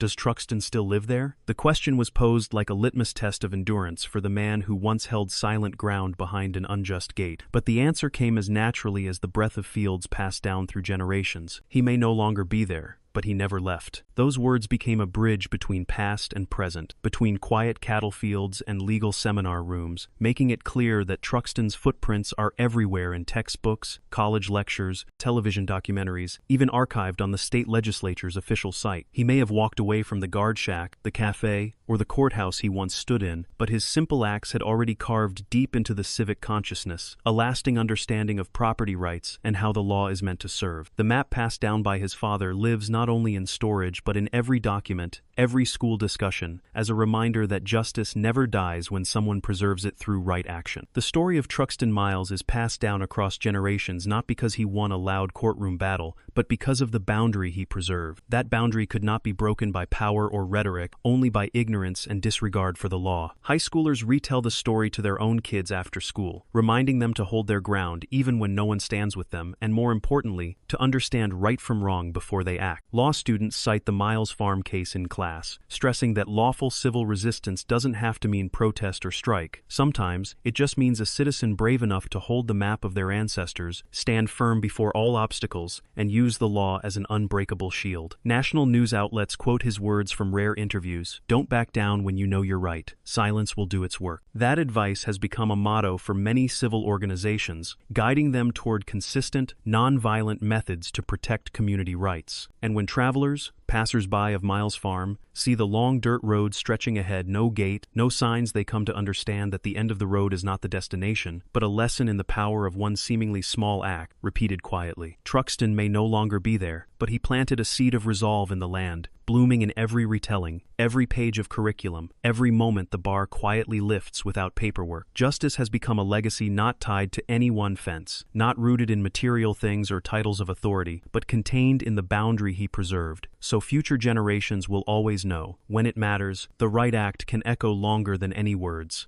As new homes rose along Miles Farm Lane, a young family stopped in front of the old barrier, curiously eyeing the weathered wooden sign, then turned to the gatekeeper who had removed the private toll road plaque but still sat there calmly. The young man shyly asked, "Who's Miles?" The gatekeeper, sun-worn face and steady gaze, smiled and nodded, replying, "He's the reason this land wasn't split up and sold off." A single sentence held the weight of history of the times people thought they could cut fences, subdivide plots, launch resort projects, only to stop in the face of the Miles family legacy. The answer hung briefly, just long enough for the image of the Miles father and son's maps to flash in mind. The easement line cutting through untamed fields, the illegal fence meant to block a homeowner, the courtroom ruling reopening the gate with the law's firm backing. The young family drove on slowly, tires brushing through the grass along the road, breathing in a peaceful air touched with something rare, where a red dirt path bore the weight of connecting past and present, not dividing them. As they backed out, the road stretched ahead like an invitation to step into the land's story. A new sign had been placed near the edge of the road beside the map inside the cabin. This was once a place you had to pay to pass, but also where that man never lowered himself. The inscription reflected both sides of the conflict between cost and dignity and preserved a vital truth. Justice doesn't need promotion, it just needs to be respected. Visitors paused, eyes drawn to the wooden map and its note, then looked up at the bare posts behind the open bar, where screw holes, touch-up paint, and bat marks told a layered history. Each mark told a different chapter, but all pointed to the same truth. The one who stands firm under pressure is the one who keeps the land whole, and Miles Farm stood intact thanks to that silent resolve. On moonless nights, with only a dim light flickering from the cabin door, rare visitors to Miles Farm left with a quiet sense of awe. They didn't learn how to swipe cards or set up toll arms, but they learned how to stand their ground when they know their rights and duties. A local historian said that centuries from now, people will still still tell the story of Truxton Miles as the morning that redefined lawful civil resistance. The gate was never just a barrier. It marked the line between human judgment and the enduring fairness of the law. And when people ask, "Who's Miles?" the gatekeeper's answer will echo, "He's the reason this land wasn't split up and sold off, meaning justice was preserved, untouched by time or dust." Truxton began each morning with the same familiar steps, walking along the red dirt path from the cabin toward the gate, even though the barrier was no longer there. The old wooden arm had been removed from the two gateposts, leaving only the faint traces of screw holes and faded paint. Every sunrise, he still walked, carrying his old hat, one hand on his hip or lightly resting on the handle of a worn hoe, as if maintaining a ritual passed down by his father. Sunlight filtered through the trees, casting shimmering beams across the ground, and his footsteps pressed distinct patterns into the smooth earth, calling back memories of sleepless nights spent over the easement map. He didn't look up at the sky or back toward the cabin, only fixed his eyes on the path ahead, as if guided by a single direction, toward the gate. Residents watched him pass by each day, quietly understanding that it wasn't the old fence or lack of one that made the gate significant, but rather his unwavering routine that marked the memory of law, history, and the man who had stood up for the right to walk freely. The rustling leaves, morning bird calls, and Truxton's steady footsteps composed a song unique to Miles Farm Lane, without instruments or lyrics. In every season, fresh green spring, sunlit summer, fallen leaf autumn, or frost-covered winter, he still walked that road, inseparable from the landscape, so that passers-by no longer saw it as a nameless public stretch, but a path inseparable from the fate and dignity of a family. People passed by the decorative new barrier beneath which a new line read, "Miles Farm Lane, a journey without end," and paused when Truxton appeared, bowing slightly before continuing on. A young boy slowed his bike and called out, "Mr. Miles," but Truxton only nodded, eyes still on the row of trees lining the road, as if focused on something greater than a child's greeting. Inside the cabin, some occasional doubt crept in, whether his continued walks had become a pointless burden, but a rare visitor once asked, "Why don't you stop that routine?" Truxton answered simply, "It reminds me this land isn't just property, it's where I stand, breathe,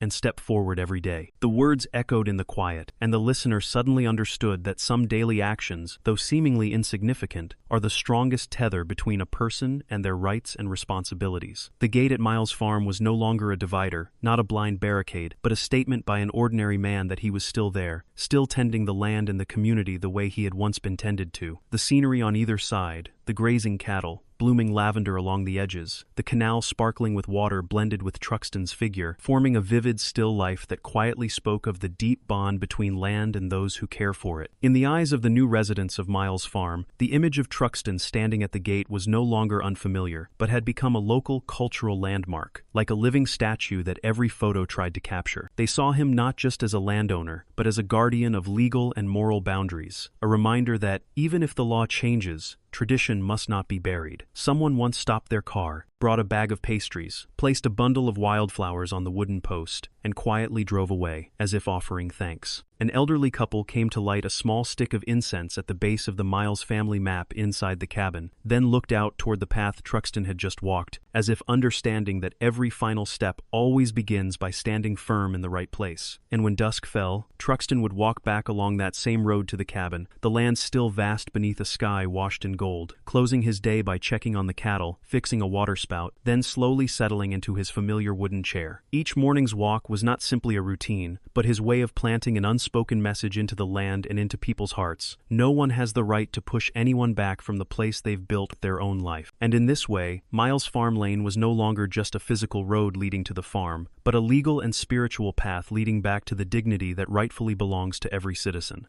The Miles Toll Systems booth was faithfully reconstructed in the main exhibit hall of the State Civic Museum, becoming a cultural symbol that recalls a quiet yet historic struggle, compelling anyone who enters to look up. The weathered wooden bar, the old card scanner, and the worn easement map stood as central artifacts, placed on smooth cement flooring under warm yellow lighting, creating an atmosphere both reverent and familiar. Visitors walked around quietly, reading each explanatory plaque that clearly marked the timeline: when the toll booth was built, when it was fiercely opposed, when the court upheld the ownership, and when the bar finally gave way to the wide-open road. The focal point of the gallery was a black and white photograph of Truxton Miles, standing at the booth, hand-gripping the wooden swipe arm, his gaze not at the camera but down the road, as if to say that sometimes holding your ground carries more power than the boldest of action. A slanted spotlight cast a long shadow beneath him, like the silhouette of a watchman not only guarding land, dignity, and justice. Beneath the photo, A bronze plaque bore the engraving. In a place once closed off, one man opened the way by standing still. The finely etched brass glimmered under the lights, each word sharp and deliberate. Visitors, students, civil servants, business people paused to read and reread it. Their eyes lingered on the words as if touching a philosophy both simple and profound. Instead of shouting or clashing, sometimes it only takes one person to stand firm within their rightful boundaries for the entire system to take notice. As phones clicked to capture the plaque, the soft shuffle of footsteps across the concrete floor did not disturb the silence the plaque itself commanded, a silence with more weight than any public speech. The exhibit concluded in a small back room, where guests could sit and flip through a recreated journal of Truxton's, handwritten in fading violet ink. The first day the bar was installed, the first time it was vandalized, the day the court ruled,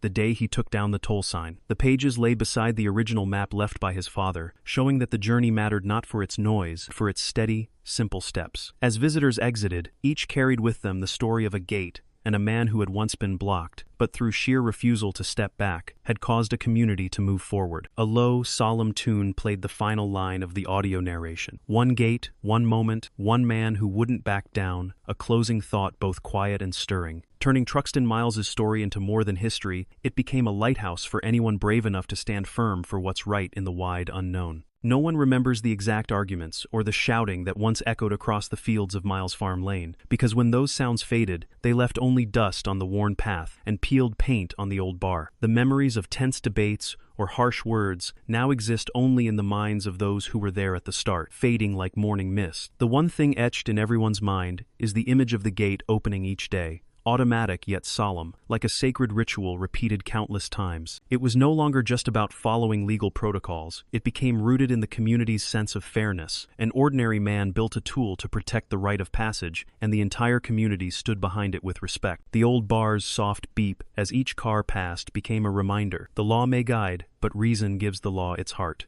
People no longer kept score of who won or lost, didn't tally up the fees once collected, and didn't recount how many times the booth had been vandalized or criticized. Instead, they remembered the perseverance of a man who stood firm in the storm, holding his ground with quiet resolve. At that point, his logic lived in his silent action. The gate didn't open just because the court affirmed his easement rights. It opened because that logic had already convinced every heart that everyone deserves to be respected. And that was enough thousands to understand. Justice doesn't need to win big, doesn't require weapons or loud slogans, only one person who can hold their ground even in silence. When reason and law align, even the smallest act can spark sweeping change. Each morning, as the gate swung open once again, people were reminded of the lesson in truth and dignity that justice, as persistent as worn enamel, never breaks, so long as someone dares to stay where they know they belong. Looking back at the journey from the first days when Truxton Miles slowly pushed a feed cart to a steel gate that barred him from driving onto the dirt road leading to his father's farm, to the moment he quietly built a toll booth and finally dismantled it after a court ruling as the barrier opened automatically without a card, one realizes this story wasn't just a standoff between a powerful HOA and a lean, sun-darkened man. It was the journey of an ordinary individual, steadily using legal knowledge and the weight of silence to protect his right to return home, uphold dignity, and preserve his family's legacy. It began with his shock at Delilah Moore brazenly erecting a metal fence across Miles Farm Lane, where his family had passed since 1952, and witnessing Officer Grice's complicity through threats, beatings, and racial bias. All tensions came to a head at the fence, Truxton holding up the easement map to prove his right-of-way, those first card swipes triggering Delilah's disbelief and fury. Step by step, people began to understand. A map left by his father and a few notes citing private utility easement under state law could be enough to turn oppression into legality and silence into force. When Delilah tried to cement over the land and install unauthorized cameras, Truxton simply placed a sign reading "Private Access, Toll Gate Under Registration," and built a wooden guard booth operated by Miles' toll system. The scanner's steady beep served as a reminder that justice lived not in words but in walking the rightful path carved by generations. Social media erupted when footage of Delilah smashing the payment device went viral, and hashtags like #HoPayUp and #TollJustice turned Miles Farm Lane into the epicenter of a messy justice movement. Residents across the country voluntarily paid $100 per trip pasting signs that read, "We'd rather pay than be disrespected daily." A human rights organization released data exposing HOA bias against minority landowners. Officer Grice was caught on tape making racist remarks, and locals filmed unauthorized surveillance. Every violation was exposed. Crowds silently joined a petition to suspend Delilah's authority, while media interviewed residents who had been forced to tear down outdoor stoves or fined for violating aesthetic standards, leading to the HOA's dissolution and the return of justice to the farm. When the court declared the gate legally under Truxton's control and ordered all barriers removed, there was no loud celebration, only Delilah's stunned expression and Truxton's quiet confidence. The story spread, making its way into law student handbooks under the heading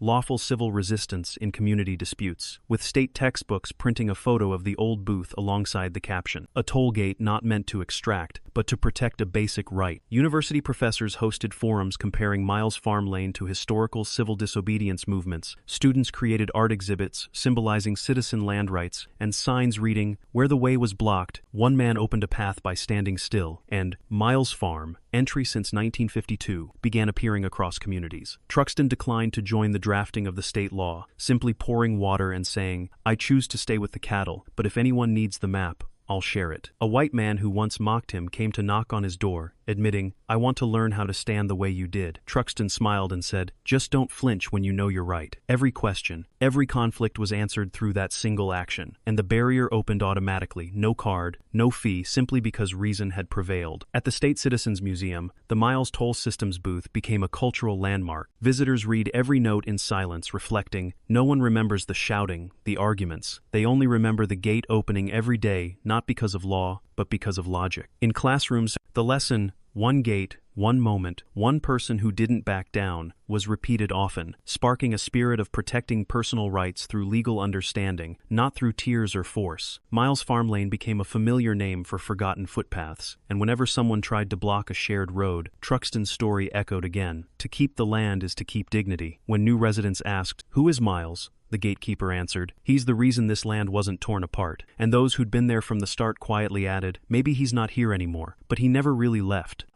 In the end, a truth settled deep in everyone's mind. Justice doesn't need a big win, only one person brave enough to hold firm under pressure, acting with more consistency than any speech could offer. As Truxton kept his morning routine of walking to the gate, long after the barrier had been removed, he became part of the landscape itself, a reminder. No one has the right to push anyone off the place they built with their own life. Miles Farm Lane is now a road leading to a future where rights are defended not by power, but by reason and dignity, where one person standing firm is enough to shift an entire system, showing thousands that keeping land is also keeping justice and keeping your self-respect.